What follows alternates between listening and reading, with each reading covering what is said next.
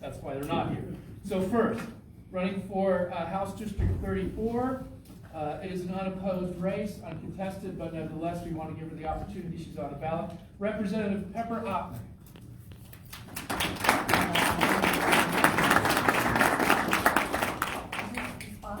This is the spot. Okay, this is the spot. Hello, what a wonderful crowd we have here. Okay, first off, because this is non-form, it's a meet and greet, I thought there's lots of people that don't know me. So I will go ahead and give you a brief rundown. My husband and I moved to Wyoming, to the building area in 1998. Previous to that, I worked as a payroll clerk and accounts receivable and payable for a builder in Grand Junction. When we moved to the pavilion area, I began to work at Child Development Services here in Lander. Then an opportunity came open for a cafe in the pavilion, so I did that for 1 year until the building sold. And then I went to work as a postmaster relief and also as a substitute teacher at Wade River, Fremont County School District number 6 in the pavilion. So I worked there for 15 years. I began part-time as a sub and then went on to be a full-time aide in the 4th grade, and then began to work with remediation for math and reading. So I did that for 15 years, became a precinct person in my District 18-1 in 2017, a precinct person in 2012, because as a lot of you see, you go to vote and there's people on the ballot that you've never even seen their names before. So my husband and I decided, you know what, we better get involved, so that's what we did. So in 2012, we became precinct people. In 2017, I ran for chairman and was elected. In 2019, I ran for chairman again of the Fremont County Republican Party and was elected again. In 2020, I ran for House District 34 and was elected. And then again in 22, and I just went through the primary in 24. So we've got that. All right. My first term, I served on Labor Health Committee, and second term, I'm on Management Audit, which if any of you are involved in state government, you know that the audits have been very interesting this year. I know with irrigation and with the cemetery districts, they're finding with inflation and things like that, that a $30,000 audit is not something that is very helpful to them. So we're going to work on that. Also, I'm on the shooting complex, and we did pick a spot, but it has to go through the legislature and also through the governor. The reason that I wanted to be on that committee is my degree was in travel, recreation, and hospitality management. So I felt that that was a good fit. Oh, okay. And so that's it. Well, that's cool. Thank you. I don't know if we get to do that for the legislature.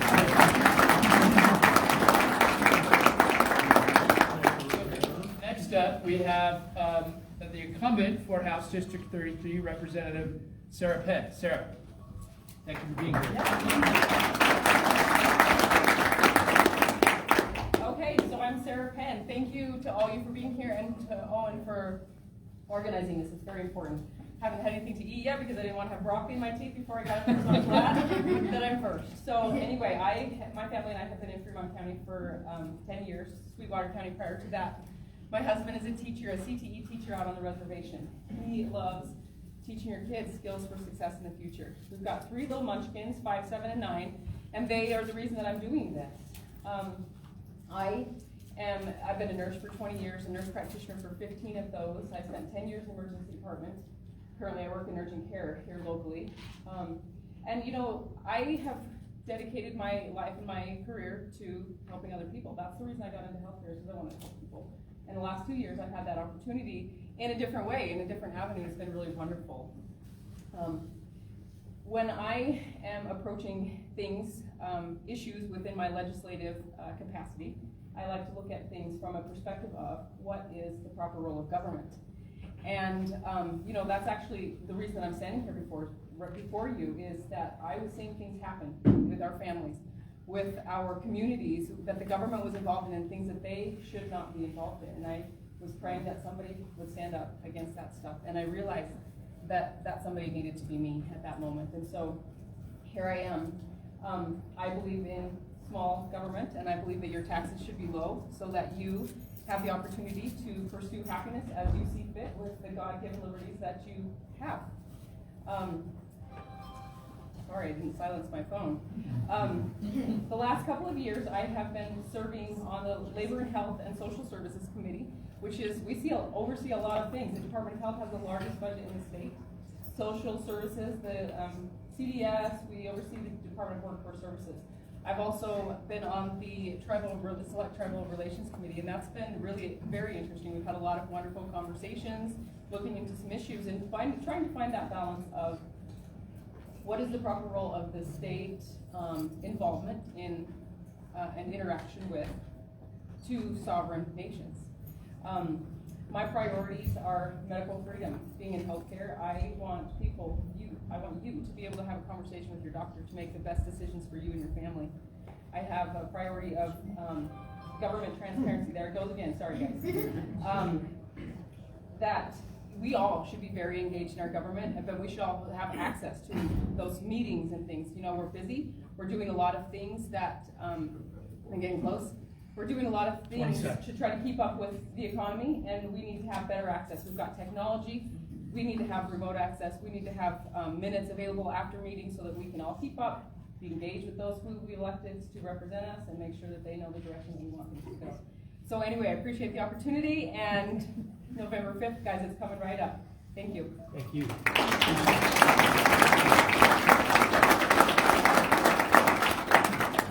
Also running for House District 33, Mr. Ivan Posey.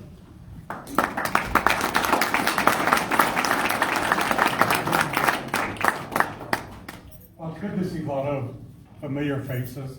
For many of you that don't know me, or those that don't know me, my name is Ivan Posey. I'm an enrolled member of the Eastern Shoshone Tribe.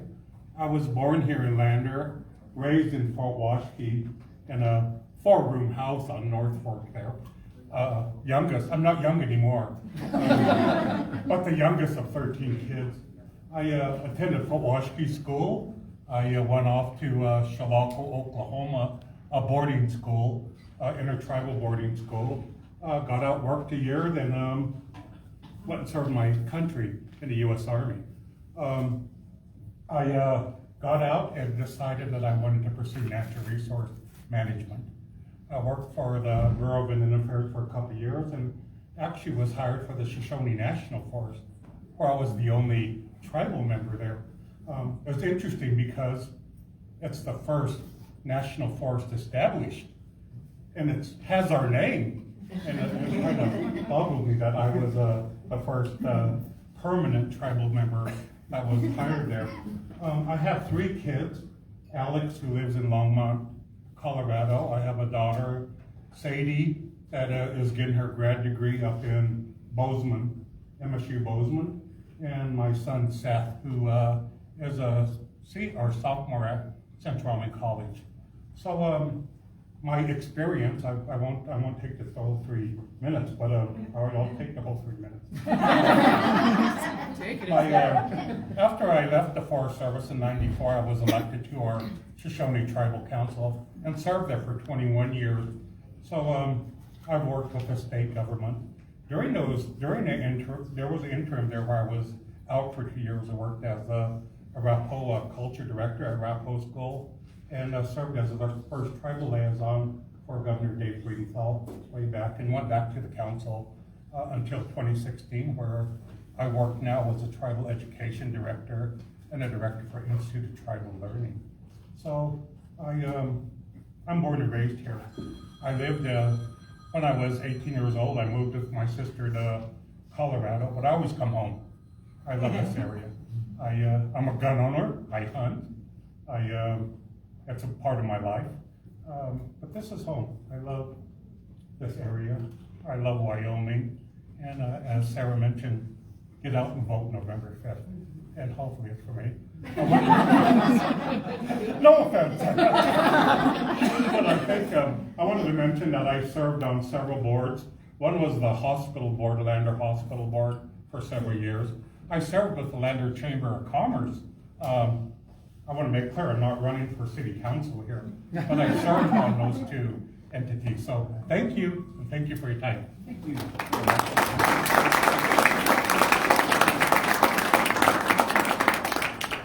Very nice. Okay, we're moving from the State House to Fremont County Commission. Jennifer McCarty, current commissioner for District 5. Yes. Thank you. Really appreciate this. Thank you for sponsoring this and all that good stuff. So, first of all, I just want to give you kind of a little lowdown on who I am, brief biography. I was raised in an ag community, a family-owned independent trucking company, worked in the coal mine industry, worked in tourism, expertise, skilled business management, import-export trades, retired successful business owner, member of the NRA, member of the NATR. I also stand, I'll tell you, on this here, for the commissioners, it's a big job. I don't know if you realize that all of us reside in the 10th largest county in the United States. That's huge. We fit 8 states inside of us. That's a lot of dirt and rocks. So I just want to let you know too, I stand for defending the U.S. and state Constitution, working for a strong infrastructure, fiscal responsibility with common sense, protect free markets, preserving personal property rights, defend the natural resources with our public lands, transparency and accountability, that's a big one for me. Responding to immediate needs of the county, stopping federal encroachments that threaten our economy, and keeping the values and principles of our state and the people that live within it. And I might have an open door policy. So I know this is really quick, but if any of you ever have a question, please call me. I will respond immediately. So just kind of give you an idea too. Each commissioner has liaison duties. There's a lot, everybody thinks it's a part-time job. We show up on Tuesdays, we do a little work, and we go home. I'm gonna tell you, it's 40 to 60 hours a week. There's a lot of research within working for county commissioners. We have many departments within our county. And mine liaison duties right as of now are treatment courts and juvenile services. That's been an interesting one to get on because our children, it's a very big increase in our juvenile problems in this county, and I'm very concerned about that. I sit on the museum board, planning department board, weed pest, also recreation department, which we've done a lot of work, good work with that, getting our 4-H camp up on the mountain. How many of you ever spent time up there as a kid? Lots of us. So anyway, that got a reface. 75 years old, and it had the original doors. So we fixed that. So now we have, and also I was on the library and solid waste, and okay. Thank you.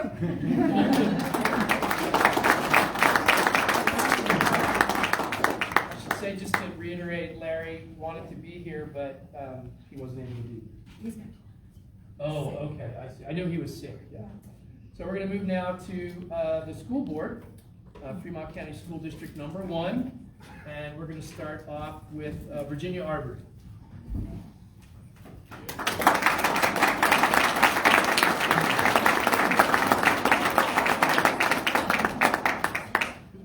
Thank you, Ginny.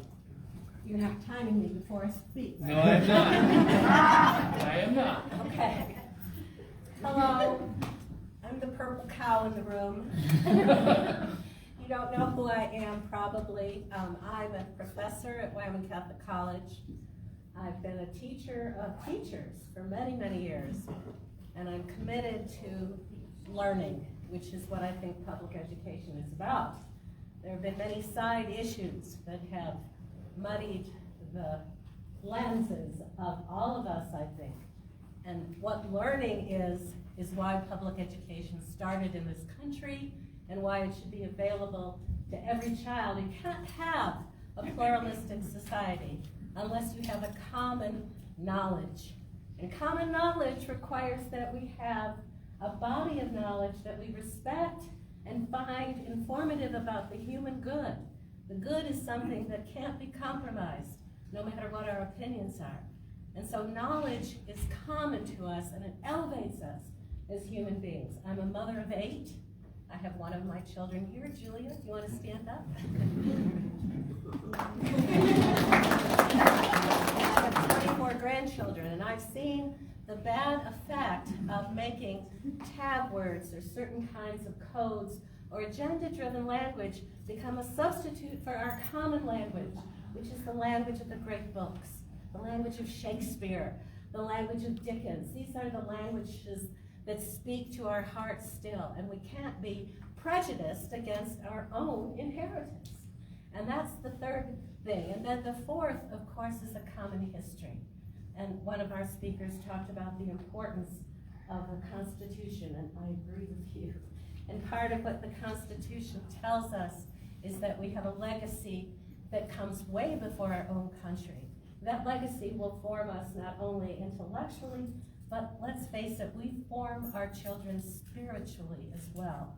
And technology is something that we have to address because it's keeping our children from knowing each other face to face and from answering their teachers from their own minds and thoughts and not from something they've derived from quite remote sources.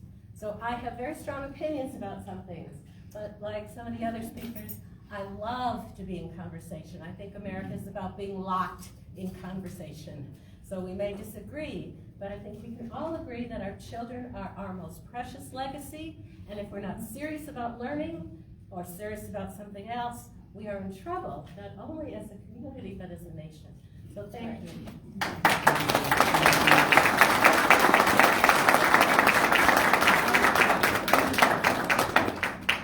Next up, we have Mara Gans.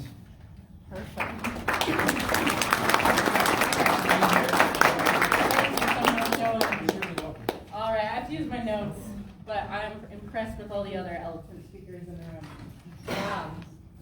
My name is Mara Gans. I was born and raised here in Lander, went to public school for my K through 12 here, and I left Wyoming after graduating, but my heart kept pulling me back to Wyoming. It's a pretty special spot we live.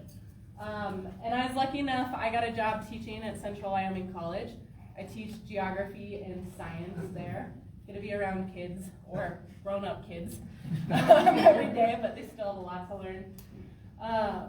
And I'm running for school board because I believe, like Virginia just said, that a strong public school system is the backbone of a great country. And we live in a great country, and I want to give back to that country by serving on our school board. As a candidate, my top 3 priorities are first, making sure that our students are safe and secure. No parent should ever have to worry about whether or not their kid will come home safe. So that's priority 1 always. Second, we have to make sure we provide the best education to all of our students. And so that means we ensure our students have core skills like reading, writing, math, analytical thinking. But we also have to make sure we are helping them to foster the other skills like a strong work ethic, personal accountability, and the traits that will help them be successful. We want to make sure that whether our students are headed to college, the military, a trade school, or straight into a career, that we are preparing them for success. I believe that the best way to do this is to listen to and support the incredible teachers and staff we have here in our district. Everywhere I go campaigning, people are so excited to tell me about an incredible teacher or coach or paraprofessional or administrator who has really supported their student. And we've got the amazing staff. We need to make sure we are keeping them here and doing all we can to make them happy. My third priority as a school board member would be to make sure that the school board seeks out and listens to input from parents, families, employees in the district, and community members. It's our job to serve you all, and in order to do that, we have to be willing to sit down and listen to you all. Finally, I think it's our responsibility to be role models to our full district of what reasonable and compassionate leadership looks like. We have to be able to work together and be solution-oriented on issues, even if we don't initially agree.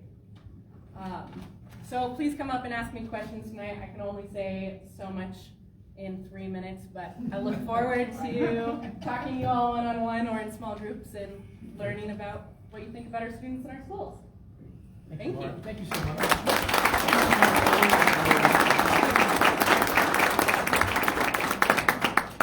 Moving on, we have Taylor Jacobs.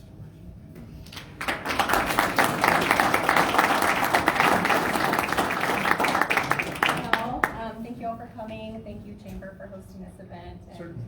we just appreciate you guys all coming out and wanting to know more about our community and about us as constituents. So, my name is Taylor Jacobs. I am a Wyoming native.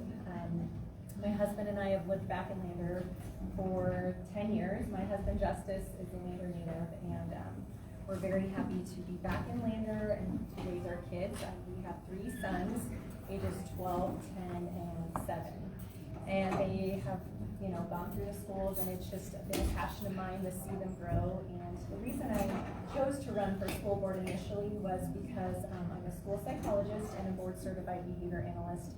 And back in 2020, I had great concerns about keeping our kids out of school, and I didn't think virtual learning, virtual education was where they needed to be. I knew that they needed to be in the classroom and with their peers, with their teachers and their peers, and that's going to be the best environment for them. So that was initially why I ran for school board. I've always had a passion for education. My dad was a former educator here. He retired as the curriculum director. My mom is a retired teacher from here, and they're kind of how I got into the profession. My aunts were teachers, and so I've been an educator my whole life. I started my career as a paraeducator while I was in grad school, and then became a school psychologist. So I'm in my 17th year as a school psychologist, and I contract with districts throughout the state, and I provide services for them.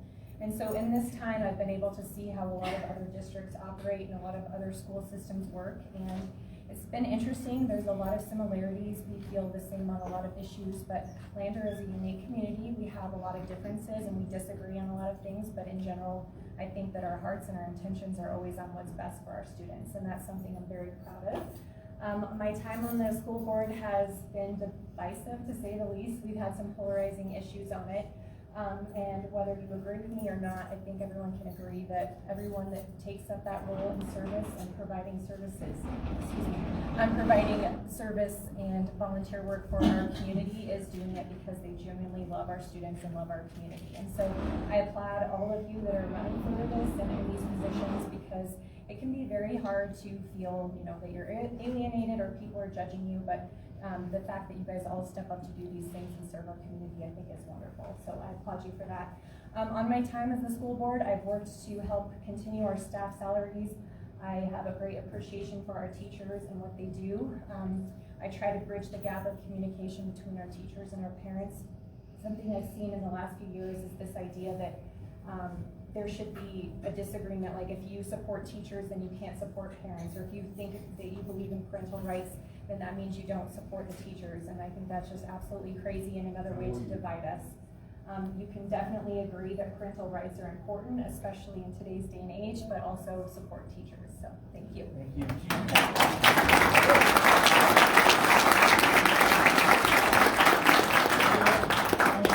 Go ahead.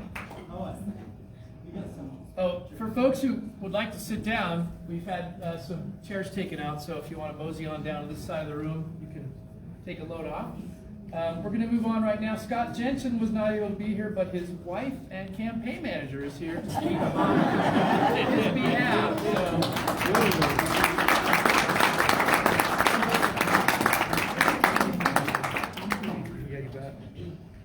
So I come from a different perspective because, one, I just get to brag about my husband, which is kind of fun. But the other thing is that this was a group effort. The two of us, when this opportunity, which was strange, he has been on the board for 5 years. That means not during an election year. He was asked by a friend who was on the board to take his spot. And we had become involved in any of the school board and school issues that we've been aware of due to a concern from the parent perspective. We have 7 children. 2 of them have attended Lander Valley High School in the past, 2 currently attend, and may they all survive middle school. We have 3 more coming up. We have this experience that all parents have had at some point at one time or another, and that is having their child in distress. And that is a moment where, when we were in that moment, we knew we needed all of those resources that we could have, all of the resources that sometimes we didn't have, to rally together to support our children in those moments. Those were hard moments, and we would like to make sure that the district is a partner with parents to ensure that when other children are in those moments, that their parents have those resources available to them. That is a stance that we have joined the board towards and come from, and then also have this interesting perspective as well, in that I have recently become a teacher and work at the high school. And despite the fact that that's mortifying to have your parent at school, especially one who enjoys a good dad joke every once in a while, I have had this wonderful opportunity of eating lunch with my daughters, speaking regularly with each of their teachers, occasionally sharing private jokes with my children and their teachers. It's been a delightful experience, but it's also equipped me to support them in ways that I had not imagined, and that highly motivates me. Mike, you can just keep that in your thoughts. Highly motivates me to stay working at Lander Valley and being a big part of my children's lives. We also have an interesting perspective. I want to share a story. Once I encountered an ER nurse who was speaking with a friend of mine who was hoping to have a home birth. And this friend who was planning on having the home birth was hearing all of the horror stories of every botched home birth coming through this ER doctor's experience. And this ER nurse, pardon me, and this ER nurse had a friend then also just kind of help her with her perspective and said, I do not think your experience is a reflection of reality as a whole. And I think while it's very valuable to have, and we have 4 educators on the school board, I also believe it's very important to have the perspective of law enforcement.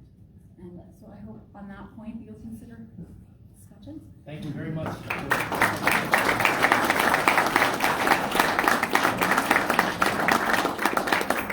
And finally, for FCSD number 1, we have Mr. Daniel McLean.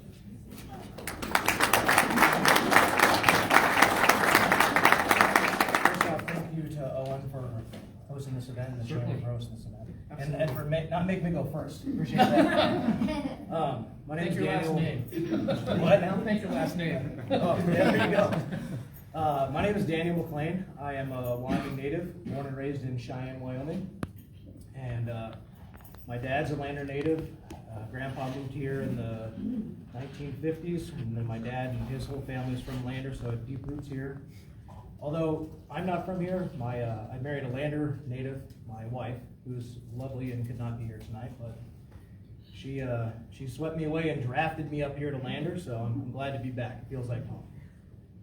Graduated from Cheyenne East High School in 2003, and then went into the workforce shortly thereafter, and worked in manufacturing for several years as a CNC and a robotics programmer. And then decided I didn't like doing that anymore and went into education, and I've been doing it ever since. I've had many people ask me why I'm running for school board. And that answer is easy, because education is deeply important to me, and it's so important that we take care of education for our children. I'm very grateful that I received a quality public education growing up, and I want that for our kids. The other one is I want to be student focused. Students are number 1, and then I also want to focus on staff too. It's very important that we have quality education for students, but then we also maintain our staff in district as well. There's been a huge problem with staff retention in Fremont 1, and hopefully we can solve that issue together. You know, whether I'm on the board or not, that problem needs solved. And how are we going to do that? Well, we need to attract teachers to come here. Lander is a very unique community. It's if you live here, you know how expensive it is, and we need to provide better for our teachers and staff. And you know, the other reason is, like I said, just being student focused. I think all of us can agree that we've had one or two teachers that have really had a deep impact on our lives. And I'm working education now, and I hope that I provide that for many students and give back, and I hope that we can attract quality teachers, paraeducators, and staff to do that for our students here. I'll be around for any other questions anybody has. And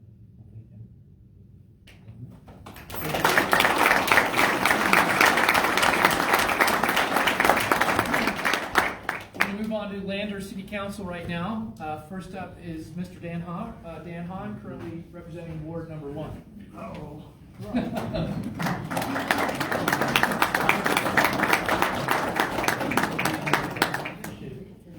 First off, I'd like to thank the Chamber for putting this on, and everybody for taking the time to show up tonight. A little bit about me. I grew up in Southern California, moved here to a family business in 1976. I grew up in Huntington Beach. One of the things that gives me the drive that I have is the last 10 years that I was in Southern California, they basically destroyed it. And anyway, I spent 32 years in a family business. I managed it for the last 17 years, and then we ended up selling the business, and I went to work for YDOT, and started out in maintenance, and basically worked up into traffic, and so I did 15 and a half years with YDOT, which was really something because they're maintainers. But anyway, I retired a couple of months ago. That was a little weird. But, I believe, I love Lander for one thing. You know, I've been on city council for 18 years, and I love Lander, and I support everything that has to do with water and infrastructure and trying to build the roads and keep things maintained. On a different note, I wanted to talk about supporting our local businesses. Since we were in business for quite a while, I know how difficult it is. There's good times and bad times, and if you're in it long enough, you'll see a lot. I went when we survived 2 busts and 2 booms. Literally, my dad, uncle, and I, we went 3 months without a paycheck, you know, paying the bills when everything got bad. Most of the people in this room probably haven't seen the times that we went through in Lander. I mean, we've had a lot of tough times. I married a gal that was born and raised in Lander, and we have 2 kids. But my big point tonight is we need to support our businesses, and I know how tough it is, especially in wintertime, because the doors close and the money's not flowing. So support your local businesses.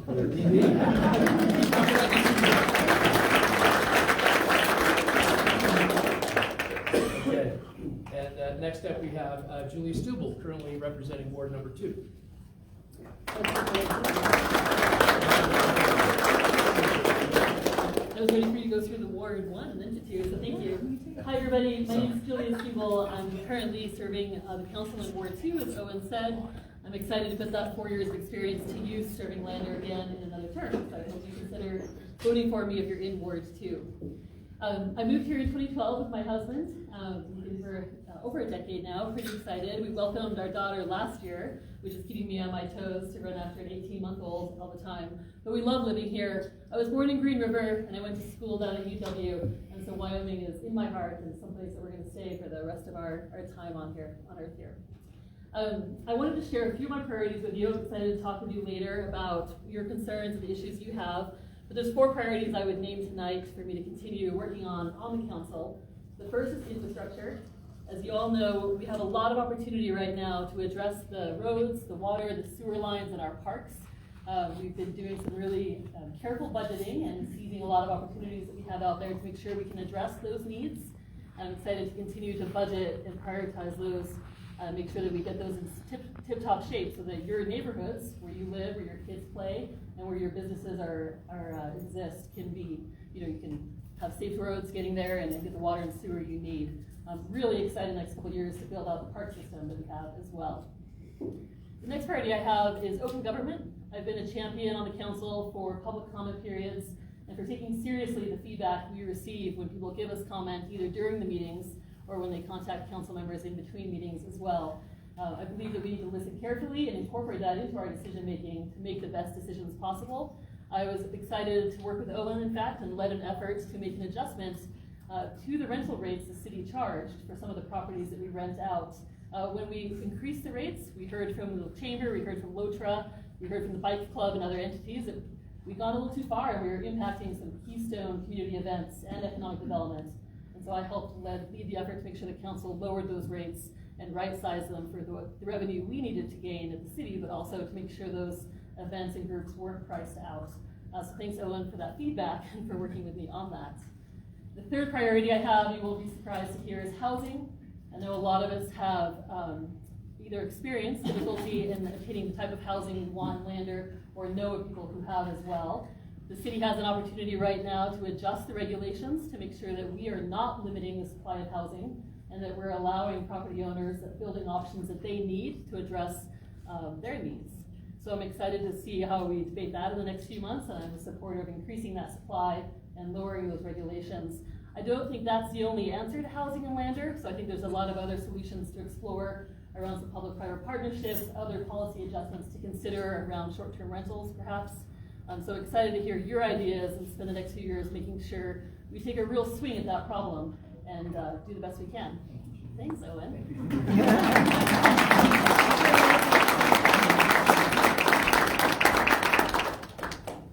Sorry, yeah, I did jump from one ward to the other, so I apologize for that. But we'll stick with Ward 2. We'll go to Zach Mallon, and then we'll go back to you, Jane.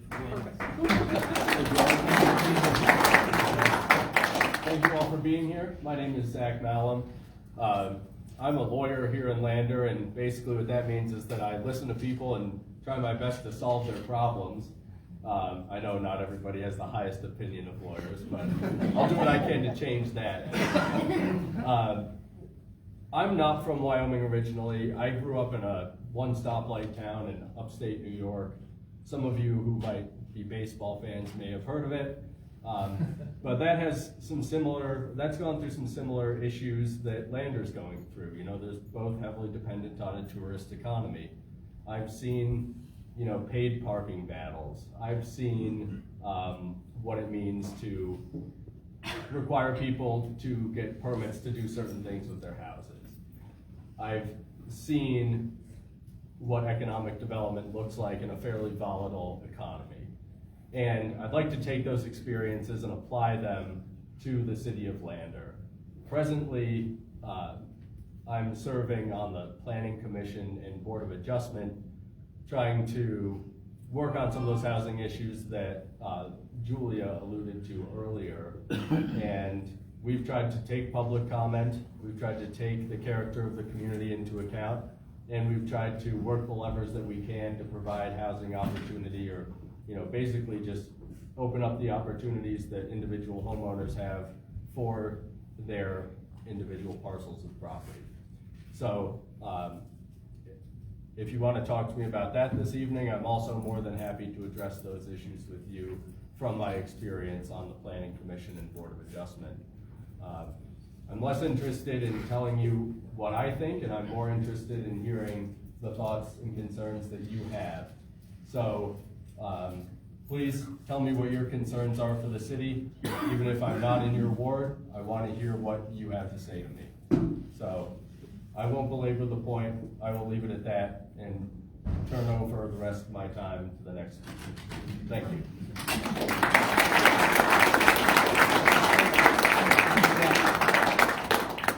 So next up we have Jenny Young, who is running for City Council, Ward number 1.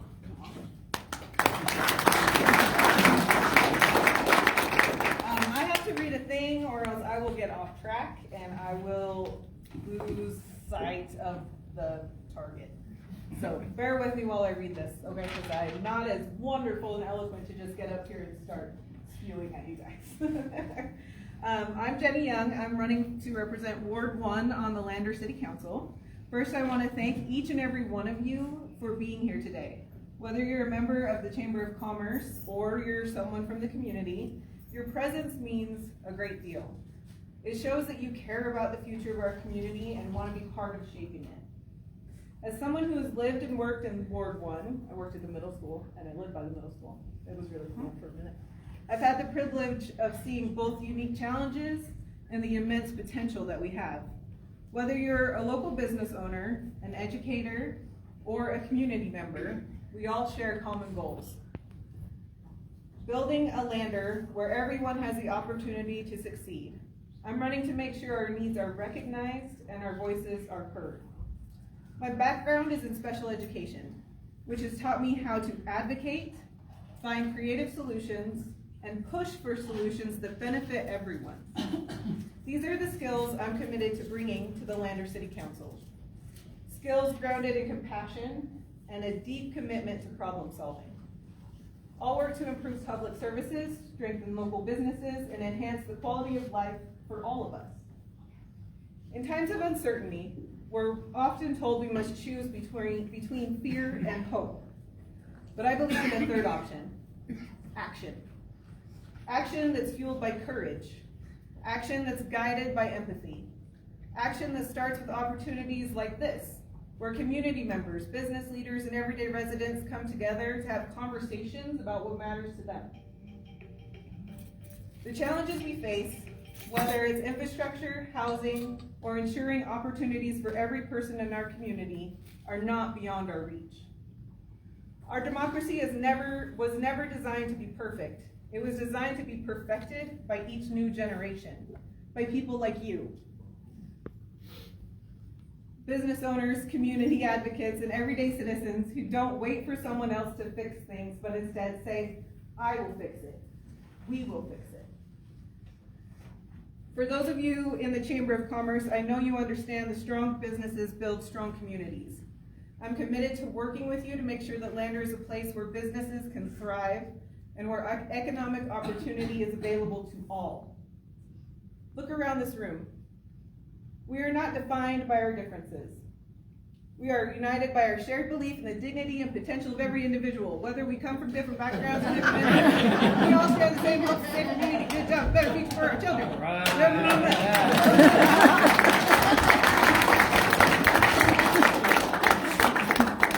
Okay, well, that wraps up the candidate portion, and one thing we're doing this year, which I'm really excited about, is, as you may know, we have some sales tax that are on the ballot, whether we're going to renew them or whether we're going to repeal them. So we have two. We have the half-cent economic development sales tax and also the 1-cent roads tax. So I'm going to start off with the Citizens Affirming Sensible Taxes PAC.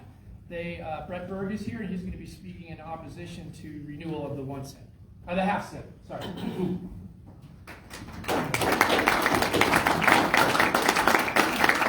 I'm Brett Berg. I'm not running for anything. I've seen a lot of you guys around when I was running for something. There's a handful of us have gotten together to speak to this half-cent economic development tax. And the way it's being spent is probably our biggest issue. We started out with a 20% going to commercial air service, 10% to WRTA, ground transportation. Well, that wasn't enough, so commercial air came back wanting more money and got $450,000 above the 20% that they were dealing with. An awful lot of this money is going to private businesses. They're just, we're creating equity for these business people. And that's, I have an issue with that. that I've got some brochures, has a lot of really good information in it. And I just hope that everybody will take the time to learn about what's going on with this half-cent economic development tax. And Owen said, as opposed to it, educate yourselves on what's going on and make the decision for yourselves. I'm not gonna tell you to vote against it. Just make the decision for yourselves. That's really all I have to say. All right, Thank you.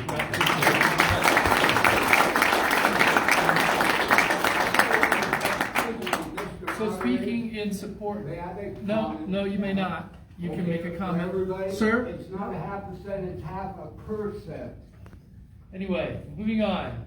We are, next up is going to be Mr. Kevin Kushiznik, who is here for the Forward Fremont County PAC in support of the 1 cent or 1%. Half cent. I was never good at math. That's my wife. Two of us, and neither of us is a half. Okay. So we get 3 minutes apiece. No, that's 3 minutes apiece. All right. My name's Alan Moore. I'm a CPA. I've been in Riverton, Wyoming since 1983, working on economic development. The entity that I work for is Idea Inc. I work for free. I provide office space. I do a whole bunch of things for free. For only one reason: economic development. Now, the 0.5% sales tax, let's just back up a minute. The state of Wyoming mandates a 4% sales tax for each county. That 4% is collected, sent to Cheyenne. They keep 70% of it and remit 30% to the county commissioners, who then divide it back up amongst the communities. That means if you want to have a special project, you have to go to Cheyenne and bend a knee and ask for part of your other 30% back. Now, the 0.5% sales tax is collected by the state of Wyoming. They keep 1 cent out of each dollar as a fee and remit 99 cents out of each dollar to the communities to use. That is the most powerful means we have, and the rules for the use of that money is developed by the people at the lowest level, and that's your county commissioners and city councilmen, who approve each and every project. Now, Yeah, you done? is that right? Yeah, that's correct. Yep. All right. Now, the other part of it is that he's Batman and I'm Robin, but I was going to wear my tights today, but they split. All right. Thank you, sir. So one thing I want to point out is that at the state legislature, they've allowed us to have 3 optional taxes. The 1 cent that you're going to hear about is the general. The second one that's possible is special purpose. That's what Jackson uses. The third one's for economic development. That's the one we're talking about. So in Fremont County, there's 2 that are going to be on the ballot this time. The 1 cent for the roads, for infrastructure, and the 0.5 cent for, I want to give you a little bit of history. It's for economic development. But the reason I got involved with it was my business, go back 10 years, when we had Great Lakes, called Great Mistakes. We had an issue. I needed to get to California in the winter. Roads were closed. I went out there, got to the airport. They said it was closed. They're not going to be able to fly out. And that was a decision by Great Lakes. So what ended up happening there is I lost a $2 million opportunity, had to lay off 10 of my friends. Didn't like that. So we started FAST, Fremont Air Service Task Force, about 10 years ago, to say how can we guarantee that we're going to have, or at least increase the probability of having air service here. It's coming quick. Okay, so then what we did is we said, what are our funding sources? We said we could use the economic development sales tax to pay for this. And so we're using it to pay for the MRG. Okay, can I say one more thing? No. So the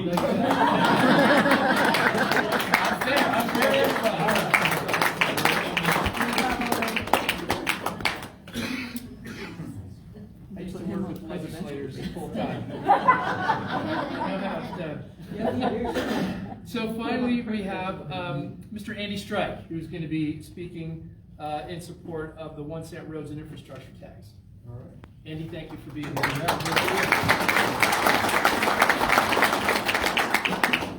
Well, I'm glad to see there's not a pact against the 1%, and I think that reflects kind of the general consensus in the community about the importance of this tax. Again, my name is Andy Strike. I'm here to talk about the benefits of the 1%. I'm just a volunteer, unpaid, and not a professional speaker. So this tax began in 2012 with Mayors Wolf and Workness as they noticed a bunch of the infrastructure across the county failing almost simultaneously. Makes sense, most of our infrastructure was installed in the 50s and 60s, so without maintaining it, it starts to fail and it all kind of fails at the same time. The optional 1% tax passed then and has been renewed every 4 years, and we certainly hope that it will be renewed again in the upcoming cycles. So I'm glad they did a little bit of an intro about how much of the tax comes back. Out of the 4%, 1.2 cents comes back to Fremont County. With the 1% tax, 99% is returned, so it almost doubles the investment that you all make with it without extra paying. Now, these funds can be used to secure a match for larger projects. For example, Lander secured $45 million with $5 million of 1% funding, which allows projects to develop. Now, when we drive around town, certainly all of us can see that there's massive needs for infrastructure on the roads. Now, there are items that are not taxed, and for example, groceries, medical supplies, and ag purchases are not taxed. What is taxed? Restaurants, motel, hotel, VRBOs, vehicle purchases, recreation, those things are taxed within the extra pay. So if you're a big spender, you contribute. If you live simply, you don't. This tax brings in about 6 to 8 million annually to the county and is split by population over the 6 municipalities. And over the last 12 years, it's been used for a huge variety of upgrades. One is water treatment facility plant upgrades, sewer, storm drains, ADA ramps, safe routes to school. I think we can all agree that those are important investments in our community. Now, our infrastructure planning is putting us on a track to success for this community. And that's thanks to the work being done by the city engineers and their staff, county commissioners, city council, everybody's pulling together to get this done. If we defer maintenance, we're going to kill our growth, and we're going to devalue existing property, and I don't think that's the way we want to do it. So the longer it takes to do this, these projects increase in cost every year due to labor and equipment and material prices that just don't seem to stop increasing. Now, I believe that this self-imposed tax is a great example of Wyoming resilience and ethics. We don't put our hand out and wait for someone to wreck. Thank you, Andy. You bet.